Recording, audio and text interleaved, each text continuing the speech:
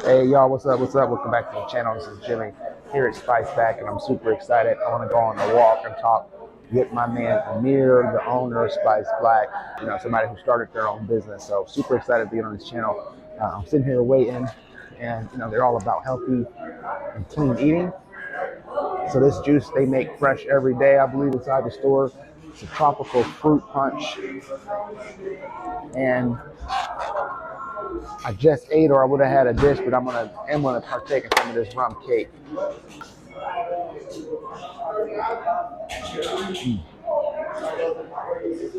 The rum cake is fantastic. So if you're not familiar, Spice Black is located here in Upper Marlboro, in the same plaza that Lowe's, the Five Below over here. So come check them out. Welcome back to the channel. This is Jimmy, and thank y'all for clicking on another video. Like I said in the intro, I am super excited about this one.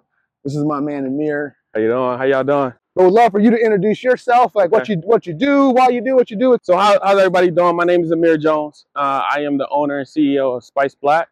We are a salad and rice bowl chain, but it's centered around Black heritage foods, right? So what we like to do is, I call it Black fusion. So we're bringing flavors from Western Africa, Caribbean, Creole, soul, but we're preparing everything fresh every day and in a more healthy manner. And we're packaging it in either a salad or a rice bowl.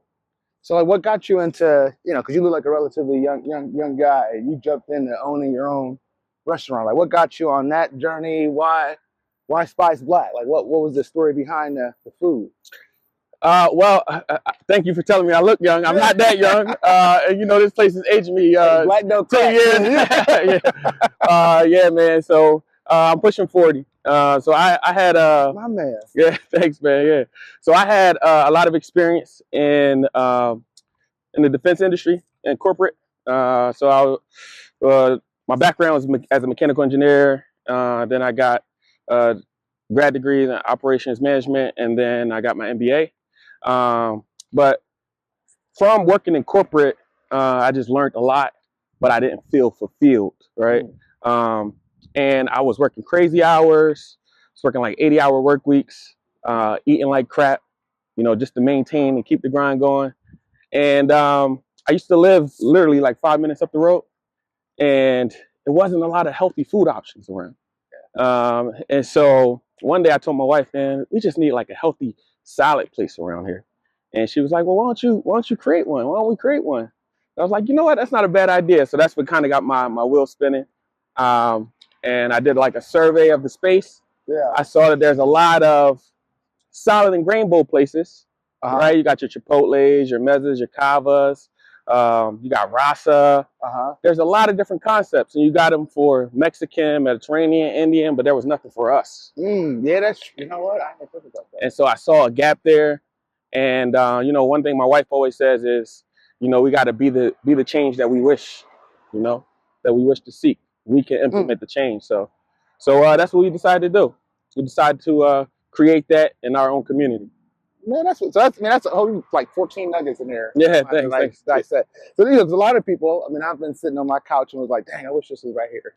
But I didn't start a business because of that. Like I would love to hear like, what was the time frame from like having this thought of like, damn, like there's no healthy food, no grain bowls for like the people in my community to like actually hit and start on saying, hey, I'm literally about to go put this business here. Yeah, no, that's a great question because people think like stuff happens overnight. Yeah. It was 3 years in the making from the time that That's not as long, but it's not that long. 3 years from like ideation, concept to doors opening, right? So it was a full process. I had to come up with the concept, come up with the idea and the vision. And then I had to do some recruiting. Recruited a good friend of mine out of Philly. He's a well-known chef, Chef Kurt. He crafted all the menu and everything. And he's actually a partner in the business. And then I had to recruit my wife to come along because my wife she's sharp, man. She's one of the sharpest people I know, and she gets things done.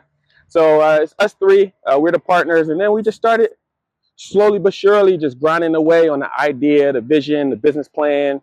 Going through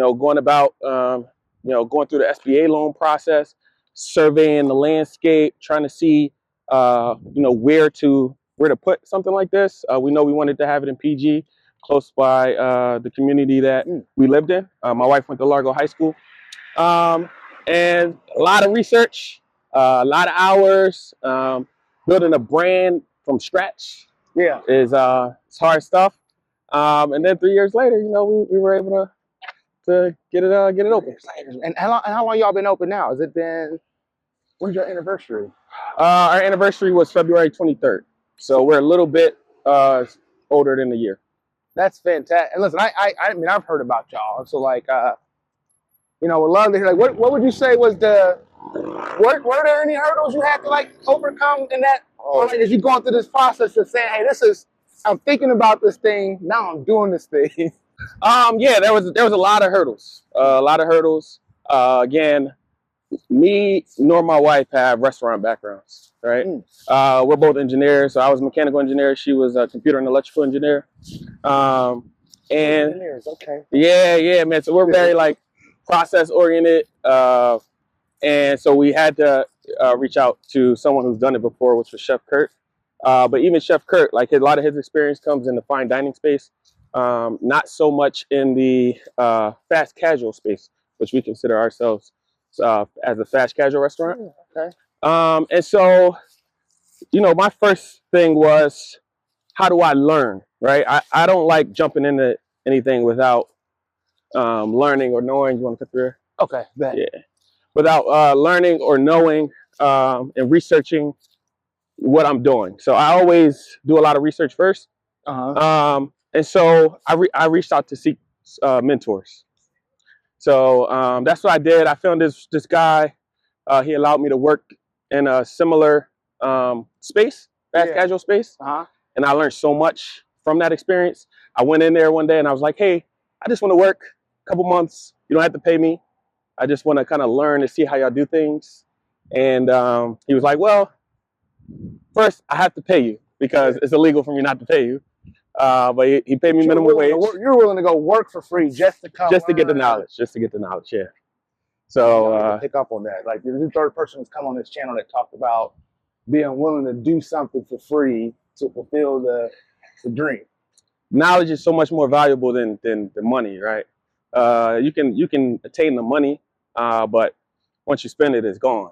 Once you receive that knowledge, you have it forever, right? And so he allowed me to do that. I worked there for 3 months, learned a lot, and then a lot of the systems and processes we have in place was because of that experience. That's awesome. So how did you get that conversion? I would love to double click on that. I think so oftentimes, I just read a book, the business building book, and it's like, don't think how, think who.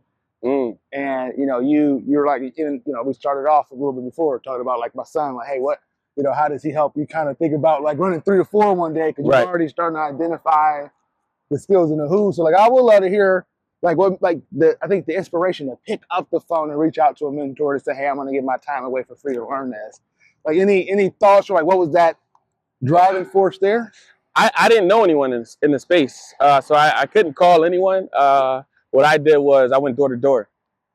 Went door to door, asking people, if they would mind sharing some things with me. I got a lot of no's, got way more no's than yeses, and then this one guy, decided to take a chance on me.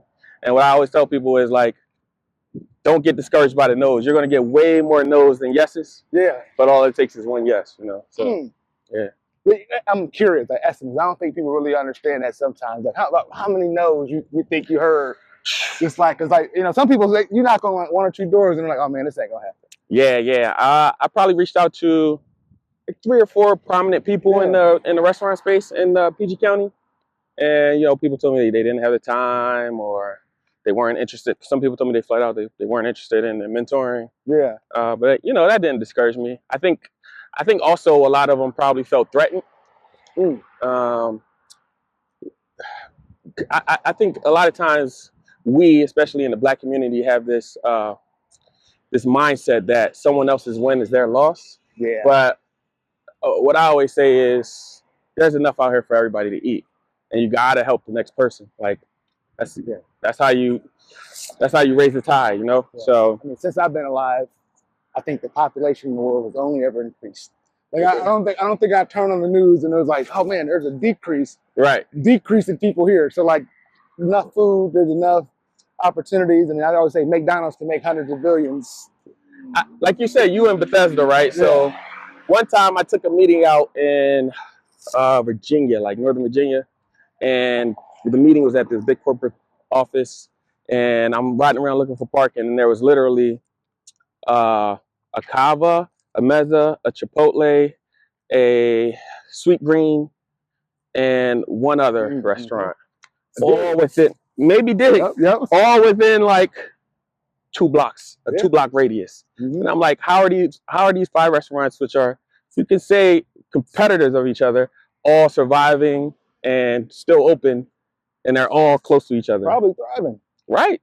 More than likely. And it's because it's enough out here for us all to eat, man. So one thing I would say is for people to like, once you get the knowledge, don't just retain it and try and keep it for yourself.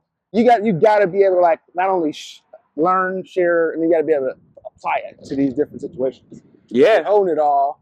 That's a great point. Come back to you. That's a great point. One of my closest friends, he has a drone business. Actually, once I left my corporate job, I went and worked with him for a couple of years to help him grow his business. And you know, he's a pilot. He studied, so he flies planes, and then he's like really into aircraft and stuff. So he got his drones license, and one of the things he do on the side is he's a professor. He teaches. Well, like adjunct on a weekend sometimes, but he does that because he says teaching is the highest form of knowledge, because you can learn something, but until you have to teach it to someone, you don't actually know it, right? Yeah. So, oh man, that's what's up, man. I love that. Let's see, what's down this way? We go.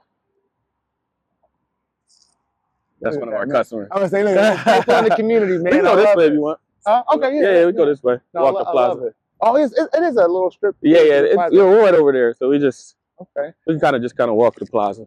So you talked about like recruiting your wife, man. It's like, I think it's one thing for, you know, you're a couple, for one of you to jump ship, and I'm assuming like leaving the stability of, you know, like I think working, like I would love to kind of like, what does that journey look like? Like walk me through like the, you know, I think the comfort of like having this consistent income, and now you say, hey, I'm about to go build this for myself. Man, you asked all the right questions. And you could have won another franchise, right? I mean, you could have probably like, hey, you know, like there's all these different franchises that have built businesses, right? And you're like, hey, I'm going to do this thing. So I would love us to kind of explore that. Yeah. So that's a couple different questions, and you're asking all the right stuff.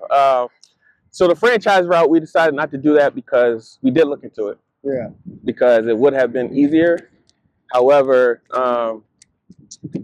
just the fees associated with some of those is like very, it wasn't attractive to me, right? You're putting in all this work, and you know you got to pay a franchise fee, a marketing fee, and all these fees. You know, rightfully so, right? It's a lot of risk that has been mitigated, and they're proven businesses. Right. But that wasn't something that was attractive to me. What I more so wanted to do was build a brand and start to build a brand that people would love. And so for my wife, I tell you, man, she's my rock. She is. She unwavering support. I told her my ideas. She said, let's go for it. And, you know, a lot of people don't have that partner to champion them and then also support them in that, because we both had very good jobs. We both, you know, saved up some money to be able to take a chance like this. But in order to take a chance, you have to make sacrifice. And so I was the one to leave the job, and she's the one that's holding down the home front right now. So, you know, she's a real winner. So she's a champion. Man, that's awesome. For sure. Man. Yeah, for sure. Listen, I love the partnership. I love you talked about that belief. Like, you know, I always said, you know, I think my best gift is belief. I don't do like, I'm not smart. I'm not an educated guy. Like, that's just not my vein. But like, I love like to believe in people, right? Like when somebody's like get excited about their dream, being able to pour, that's one of the best gifts you can give somebody. It sounds like you got that. Well, being you know, one, you sound very educated. So I wouldn't definitely educated, you know. Yeah, hey man, you know, There's a lot of that formal education. People can have PhDs and stuff and can't do what you do. So, but yeah, no problem. But yeah, no. What I was gonna say is the biggest thing that I've learned in this job is it's all about the people. You seem like you're a great people's person, and have great people skills, and know how to help build and grow and develop people. And that's like the biggest thing that I learned in this job, because I used to say that our mission at Spice Black was to a little bit of room on these trees. yeah, no problem. I used to say that our mission at Spice Black was we want to make communities like ours have more healthier food options that was flavorful, and for our customers to have those flavorful, healthy food options with the flavors that they already know and love, right? So that was our mission, to be able to do that. But as I got into it, I'm learning that my mission more is the people, right? So specifically our employees. And so we got a lot of young employees, high school, college kids, and you know, man, I pour a lot into them, and I know my mission now is to grow and develop them, even if they're here for us for a season. You know, it's still my responsibility to for them to go better than they came. I mean, that's awesome, man. Yeah. If that's your focus as a business owner, the growing is going to come because you're going to get that reputation. You're always going to find the best talent in your community because people want to go where they're going to be valued and poured into. And I mean, I learned some of my best work working in a restaurant, because you can't run a restaurant without teamwork. Yeah, and I underestimated that coming in. You know, yeah. So that's how I learned quick that is all about the people, man. That's awesome, and man. you know, so I think right now we have a really solid team, and I'm in the process of, you know, putting people in certain leadership positions so that I can step back and try to look to grow and open up the next one. So that's kind of what the focus is right now. So I gotta, if I had that too close by lunch, man, it'd do really well. That'd be awesome. You know, I would love to hear, so like, you know, think about like business, right? Like it's a job, and it's not a job because you love it, right? Like I think it's different when you're pouring into yourself. Like I would love to hear though, like what's as an entrepreneur today running a business in this environment, like what would you say like your biggest pain point or biggest pain points are today? Like as you think through, you know, headwinds, challenges, etc. Yeah. So when I first started, the biggest risk that I feel like we had was there's a misconception that Black people don't eat salads, right?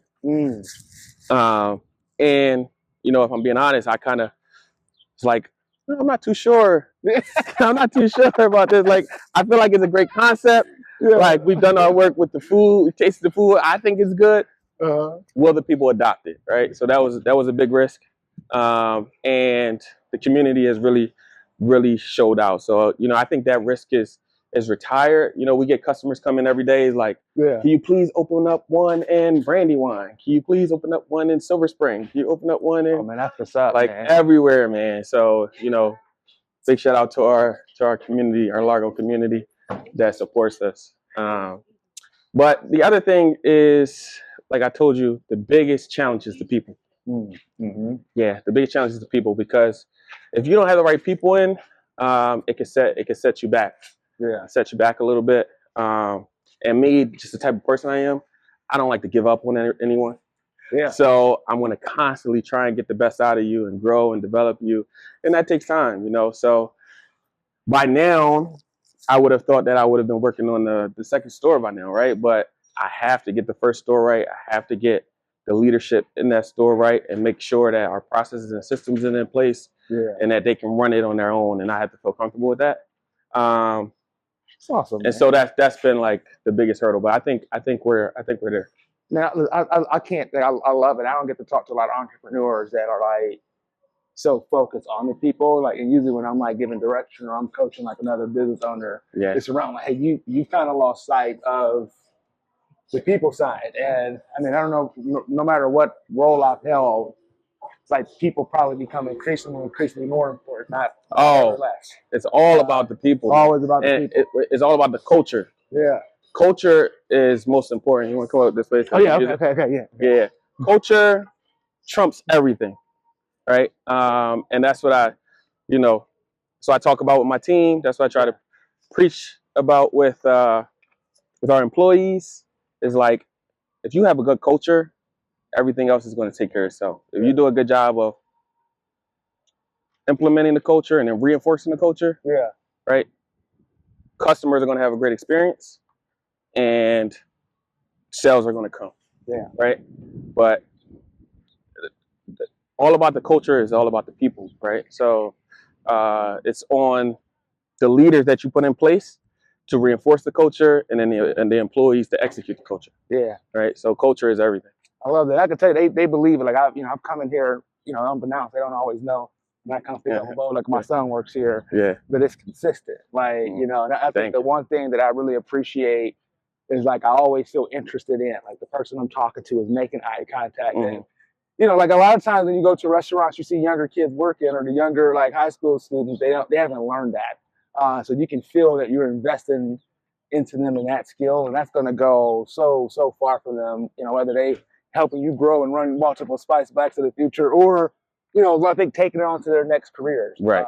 So that's fantastic. But like this, thinking through, we kind of head back. Like what would you want to tell the community, or or more likely, like anybody thinking about executing a vision like you have? Like what would you want them to take away from this message and like your mission of like what you've been able to do for your community here? I'll speak more to young Black entrepreneurs. I know for myself, I didn't come from the most privileged background, and so a lot of us who are first generation, like have good careers and are able to set aside some money, it's hard for us to take that jump. Because if you are in that position, a lot of times you're supporting more than just yourself, right? You're supporting, your wife, kids, nieces, nephews, brothers, sisters, sometimes mom, dad, So it's more risk associated with taking a jump like that. And that's what, I had to kind of balance, because, I was supporting a lot of people, and I'm like, okay, if I quit my job, this impacts more than just me. But sometimes you gotta go out on faith, man. And I had a lot of prayer warriors pray about this, and I knew that I wouldn't be able to live with the regret if I didn't take the chance. So that's what made me take the jump. So my advice would be to take the jump. And sometimes if you are in position, take it earlier in life, so that the risk isn't as great. Right. I took the jump when I had a wife and kids already. So it was harder for me, and I had a lot of sleepless nights on taking this jump. But, if you can take it early in life and you are in position, then I think, you should, because you can always recover. And that's how I looked at it. I'm like, well, I got, a lot of schooling, a lot of great work experience. If this fails, then I can lose my investment, but I can always go back to work. Right. So that's the way, my wife and I kind of looked at it is, the worst comes worse. If this fails, then we'll have less to turn down to our kids when we get older and we pass away. Our kids will have less of an inheritance. I didn't have anything growing up. Nothing wasn't. I didn't inherit anything. I turned out fine. So I looked at it that way. So don't be scared to take the jump. That's what my message would be. Listen, don't be. I mean, I listen. That's a heck of a message. Thank you. Don't be scared to take the jump. Bet on yourself. People bet on you all the time. You gotta believe. You gotta bet on yourself. And I tell you, if you have not checked out Spice Black, do me a favor. It's worth the trip here. It's fantastic. I mean, great food, great experience. And I always say, like, when I go to a business, when I get to learn more about the people that run it and the vision, it even draws that much more of a connection to the brand. So listen, if you're looking for some place to spend your dollars that's not going to be cooking in your own kitchen, come get something healthy from Spice Black. Ameer, this has been great, man. I appreciate you taking the time. Thank you. Being real, talking to the audience, y'all. But this is Jimmy and Ameer signing off. All righty. We're going to see y'all soon. See you soon.